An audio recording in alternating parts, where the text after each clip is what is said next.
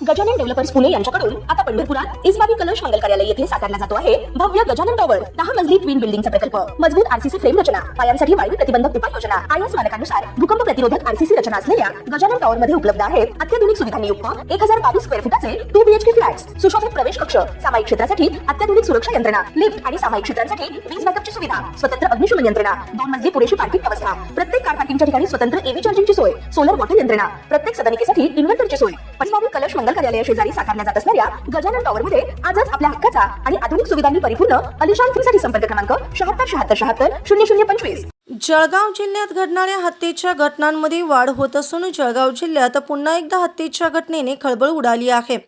जळगाव शहरातील जैनाबाद परिसरात एका तरुणाचा काल रविवारी धारदार शस्त्राने पोटात वार करून गंभीर असलेल्या तरुणाचा आज उपचारादरम्यान मृत्यू झाला।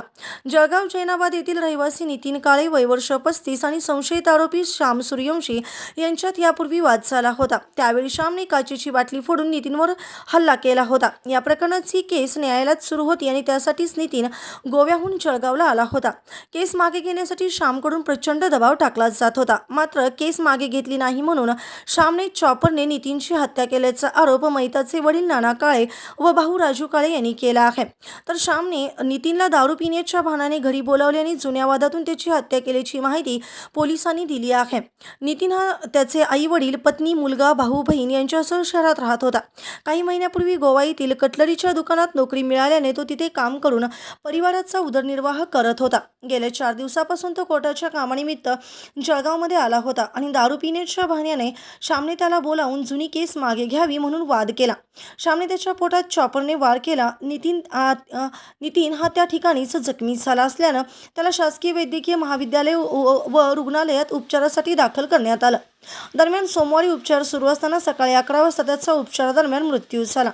यावेळी कुटुंबियांनी एकच आक्रोश केला। या घटनेनंतर जिल्हा रुग्णालयात नातेवाईक व मित्रांची मोठी गर्दी झाली होती।